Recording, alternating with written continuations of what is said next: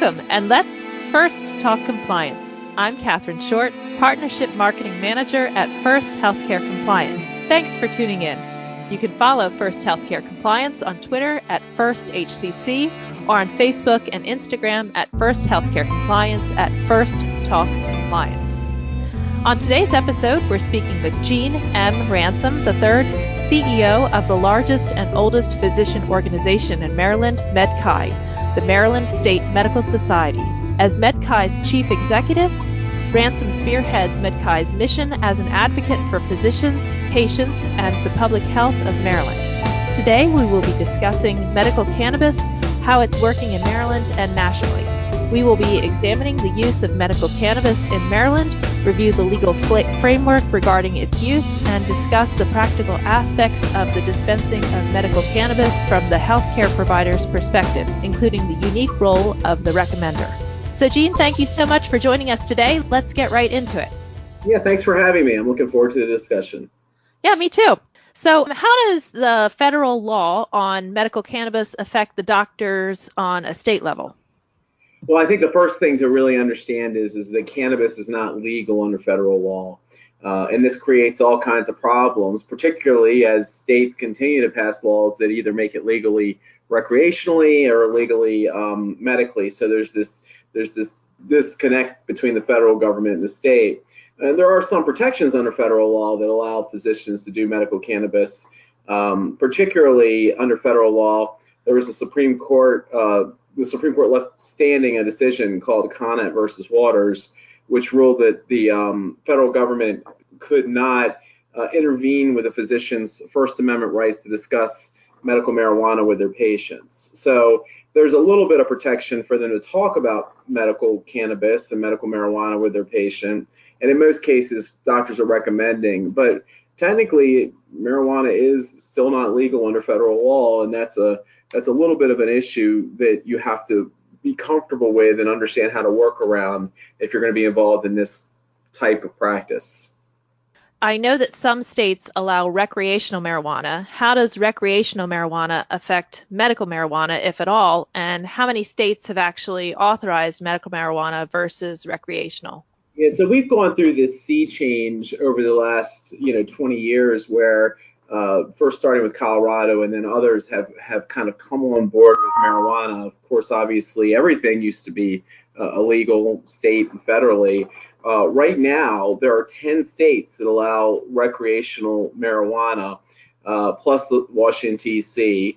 The 10 states are the state of Washington, Oregon, California, Nevada, Colorado, Michigan, Massachusetts, Vermont, Maine, Alaska, and then the District of Columbia. Are all allowing recreational marijuana. Some of these states actually started by passing medical marijuana statutes and doing that first. That was kind of how it happened in Colorado and other places.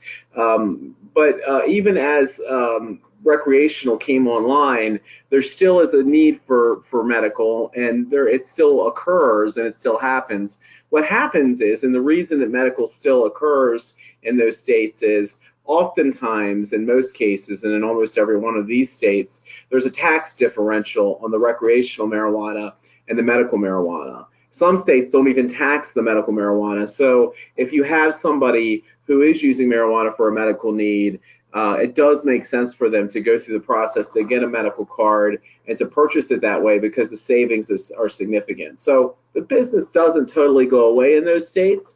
It just changes somewhat because in other states where it's just medical, the doctors have a lot of trouble dealing with people who are really drug seekers or trying to figure out how to get the product for recreational use. That problem somewhat goes away in the states where there's recreational, because what happens from a practical point of view is if a patient wants to get it for recreational use, they just go buy it. And the people who are coming to see the physicians for a recommendation are really doing it because they need the medicine. And then they're also doing it because economically it saves them some money because they don't pay the very hefty taxes the states tend to put on it. Do you know how many states have authorized it medically? So medically, obviously the 10 states that I off have already done it medically. There are an additional 23 states, including Maryland, where I am, and Delaware and Pennsylvania next to me, but they're who have authorized some form medical marijuana. Now, interestingly, too, when I say that, some states too have only allowed CBD, which is a different discussion altogether. And there are varying terms of what's allowed in what state. Some states don't allow edibles, others do. You really, one of the things is if this is something you're interested in getting involved in, you've got to look and understand what your state law is. And there are a handful of states, Virginia, Idaho, Wyoming, South Dakota, Nebraska, Kansas, Iowa, and Montana, where it is still totally illegal. So you've got a complete mix. And one of the things that I think is really important is if this is a space where you want to do research or you want to recommend it for your patients, you've really got to research that state law and look into it and understand it. And maybe a good place to start is calling someone like me at your state medical society to find out specifically what your state's doing. Okay. All right. So calling somebody like at a society like yours would be a great place to start.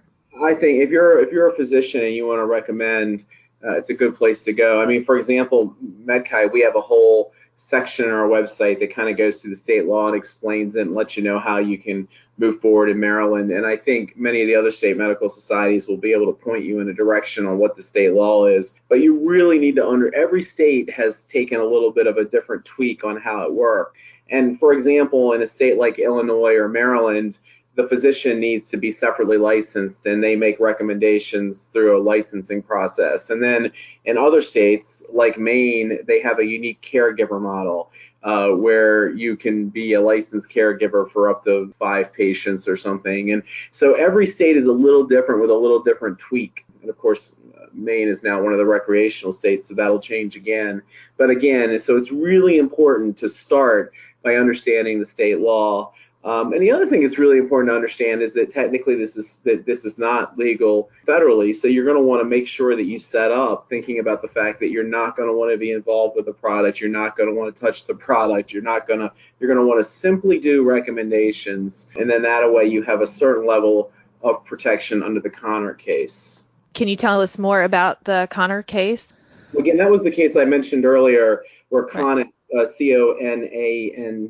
don't know if I'm saying it right, versus Walters, where they attempted to pull a physician's ability to write prescriptions because they were talking about medical marijuana. And essentially, it wasn't the Supreme Court, it was the Ninth Circuit Court of Appeals. No, we are not going to pull the physician's license because the physician had a First Amendment right to discuss medical marijuana with their patients. This is really important because this happened back in 2002, and as states began to bring medical marijuana statutes online, they took this case into consideration, and you'll hear the term recommend. So unlike other drugs where physicians write a prescription, the physicians don't do that. They're not writing a script because writing a script is an act. This is not a FDA scheduled drug. You can't do that. Instead, what you do for medical marijuana, medical cannabis, is you write a recommendation. And in Maryland, the statute actually says that you write specifically that you find that you recommend that medical marijuana may benefit the condition the patient has. And the reason the statutes are written that way is it's taking into consideration the federal case law to put the doctor in the best position to protect themselves legally from a problem when they are moving forward with this type of practice. So do physicians have a state and federal constitutional defense to any interference from federal authorities for advising patients about medical marijuana?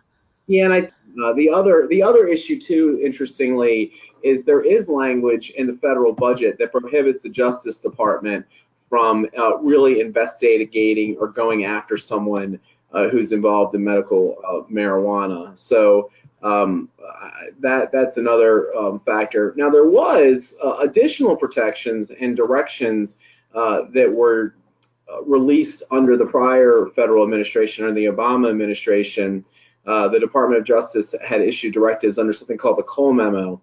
That was repealed by the Trump administration. Jeff Sessions repealed that in 2018 in January. So now there's a lot less clarity with regards to federal interference or willingness to interfere from the administration. But again, that language in the budget remains. So there's a level understanding in the medical space. I think one of the big issues that puts the doctors in a better position is they're not actually handling or touching the products. What they're doing is they're seeing the patients, determining in their best judgment that medical marijuana or cannabis could help them, and they're making a recommendation. So they're in a little better position. Now, the people who are getting licenses to grow marijuana or dispense marijuana, they're in a much more risky position because they're actually touching the product, and there are a whole host of other issues. And that's another discussion for somebody who knows far more than I do about that. But those are the ones who are taking serious risk in this space. All right. So I know your perspective is from Maryland. So how does a doctor become a certified recommender in Maryland? Right. So in Maryland, what happens is, and this is not dissimilar from other states that have this framework. Like I said, Maryland is very similar to Illinois in the way the statute's set up. But there are a handful of states that have a similar setup like this. Essentially, what a physician does is they have to be licensed and in good standing with the Board of Physicians. They can't have any problems or dings against their physician license. And then they simply go to the Maryland Cannabis Commission and they sign up to be a recommender. The Cannabis Commission makes sure that they're in good standing. Not only must they be appropriately licensed in Maryland, they have to have, ironically, I find this rather ironic, a controlled dangerous substance license, both from the state of Maryland and from the federal government. I find this ironic because marijuana obviously is not a scheduled drug, but it makes sense from a practical point of view. So if you meet those conditions, you can sign up as a recommender, and then you're able to go off and running. And again, different states have different standards for this. Some states do not require a special license. For example, Colorado does not. A physician who's a physician can write a recommendation. There's no requirement there be a special marijuana license. And again, other states you really need to look and see what your state requires. In the state of Maryland, it is required that you have a special marijuana recommender license or medical cannabis license from the commission to be a recommender. Okay, what about the Medical Cannabis Commission? What do they do? So the commission kind of is the road traffic cop for the entire system here. In Maryland, the commission issues the physician licenses, and actually other folks than physicians can also recommend. In Maryland, we allow physicians, nurse practitioners, podiatrists, and dentists to recommend marijuana, and they have the same process, and the Cannabis Commission licenses them. The Cannabis Commission awarded the licenses to the growers, the dispensers, the processors, so they do all that. They regulate everybody and make sure that everyone is complying, and try to prevent diversion and issues like that.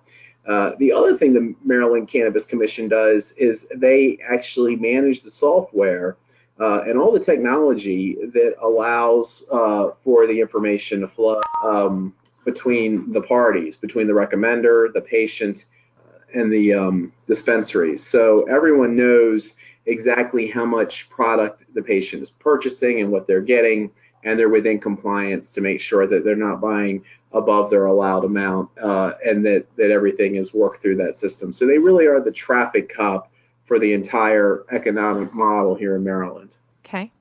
If you're just tuning in, you're listening to First Talk Compliance, and my guest today is Gene M. Ransom III, CEO of the largest and oldest physician organization in Maryland, MedChi, the Maryland State Medical Society, in a discussion of medical cannabis, how it's working in Maryland and nationally. So what is state policy in Maryland about employees' use of cannabis? Well, so this is another really important issue here in Maryland. And frankly, this is an issue that no matter what state you're in, you really have to pay attention to. Maryland has a large number of federal facilities, given the fact we're so close to D.C., and you are not allowed to use cannabis on a federal facility. And that's a really important thing. In the District of Columbia, there have been people who have legally purchased cannabis and ended up being arrested because they were on a federal enclave or federal facility. This is the case in every state in the nation. So no matter what state you're in, if it's a state that allows for medical or recreational cannabis and you're on a federal facility and you're using the product, it's not legal, you can get yourself in trouble. I can imagine. Yeah, I can imagine. Well, it's important to know, too, because you could be, for example, you could be in California and you walk out of a recreational dispensary where you legally buy a product, and then you walk in San Diego to one of the federal facilities, and all of a sudden you're getting arrested and you could face a very long prison sentence. So your patients really need to understand this, that it's a significant risk and it's real. With regards to employers have the right to discipline you, punish you, and do anything they want with regards to medical cannabis. And again, this is just like every other state. In fact, some of the states where the medical marijuana or the cannabis market is more developed have been struggling with this. And there have been a lot of news stories about things that have happened in Colorado because they've been kind of on the forefront of these things. But it's a major issue for people who are taking this medicine. And you really need to inform your patients of that risk. And they need to understand that if they're going to do this, they probably need to have a discussion with their employer and understand what their employer's policy is with regards to drug use and what that means. Again, too, I think it's really important to remember if you're a healthcare practitioner who's making recommendations, and we recommend that physicians who are making recommendations have a contract similar to what pain management doctors do with pain management clients.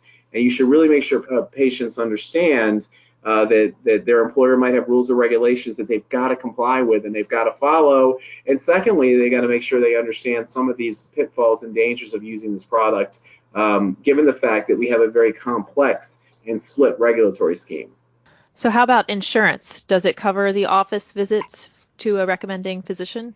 So that's a great question, and the answer to it is it could for parts of it. So that creates a big problem for physicians. So here's the reason. In Maryland, the standard of care is to do a full exam and review all the medical records for the patient, right? So that's something that a physician is clearly able to bill and is able to code for and go ahead and put in. However, the actual recommendation is clearly a non-covered service. So parts of the services are not, and part all are.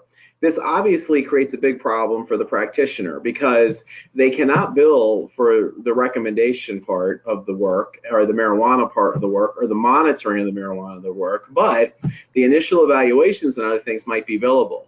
So that means that the physician needs to really think about what their insurance contracts say. Some physicians have decided to create LLCs and with a different tax identification number and run it separately from a practical point of view. And by doing that, they don't have to worry about the insurance rules and they just charge cash for anything that's related to the marijuana business and do it separately. The other benefit of that is you don't have the risk of running a recommender practice with your standard practice, and maybe you're taking a lot of government funds for Medicare or Medicaid, so you get a little higher level of protection on that front. But also, you don't have to worry about a contract you might have with a carrier that says that you can't bill for covered services. So this really creates a big conundrum for physicians because most of what they do is not covered, but some of it is. And what happens when you have the patient who submits the bill to the insurance carrier and then you have a confusion and complexity? Yeah. Yeah, okay, so that's the reaction that a lot of physicians have because most physicians will instantly think, oh, this is a non-covered service, no big deal, cash payment. And they don't think about the fact that, well, wait a second, I'm doing a full history and physical, and some of this might actually be. And they don't think about the fact that the patient might take the bill or the charge and submit it to the insurance company. And the insurance company is calling them and saying, wait a second, yeah, you're right. You can charge cash for the recommendation and monitoring part, but this initial physical and history probably should have been billed under the, and then they've got a problem on their hand because they're balance billing against their contract that they signed. And it is complicated, and it's something to think about. I think I've been telling a lot of the physicians who call me, and even though I'm the CEO, I happen to be an attorney, and I get a lot of phone calls. I suggest to them strongly, I think it makes a lot of sense, unless you're doing just a small number that you've integrated into your practice, I think it makes a lot of sense to set it up as a separate LLC if you're going to be doing a large number of these, get it away from the stuff where you've got government billing, get a new TIN, tax identification number, and just kind of do that to have that extra level of comfort, given the fact that this is not really accepted across the board everywhere yet. I think that's happening from a business point of view, but it's not there yet. And I just think that's the safer way to go. That's my personal suggestion. But there might be other suggestions, and other lawyers say other things, obviously. But that's kind of my thought process on it, at least here in the state of Maryland. Okay. Yeah, that's a bit of a head scratcher. So, all Yeah. right, what can cause a recommending physician to amend or revoke a patient's certification? Right. So essentially in Maryland, what happens is the patient, goes and signs up with the Cannabis Commission to be a cannabis patient. Once they sign up, they go to a physician who's properly licensed by the Cannabis Commission. If the physician finds that this patient meets the condition, has a condition that qualifies, and they've reviewed their history and done what they needed to do, and they make the recommendation, then what happens is the patient can go by from a licensed dispensary or grower, and they're good to move. Occasionally, obviously, you'll have patients who maybe are diverting or doing things they shouldn't be doing, and in that case, the physician, if they find out about it or know about it, really have a duty to go into the computer system and revoke that recommendation. The physician has the power to revoke for any reason that's reasonable whatsoever, that they really are the ones who have that control. And to do that, all they need to do is go into the Cannabis Commission data system, and they can revoke that authority. In most cases, I've heard of this happening is when diversion is occurring. When the person is getting levels of cannabis that are really high, or the physician finds out they've been giving it to friends or other people for recreational use. That's where I hear it most common. Physicians obviously don't want to revoke the medicine of a patient unless there's a reason to do so. But the physicians in Maryland do have that absolute power, and I would assume that in other states it would be similar as well. I do think it's important for a physician who's thinking about doing this to really think about what are their standards going to be, as far as who are they going to be willing to recommend from a risk point of view, and then also what process or what rules are they going to have in place as a practitioner to deal with problem patients like that. And that's why I think, and this is another recommendation that I've made to a lot of physicians, is you really should have a contract with these patients. You should treat them very similar to the way pain management folks treat pain management patients, where there's an agreement, where they understand what the rules are, what the deal is, and what their responsibilities are, and what their risk is. I think that puts you in a better position as a practitioner. And I think it helps the patient because they understand the seriousness of what this is, and the risk that they're taking. How does a patient get a medical cannabis card in the first place?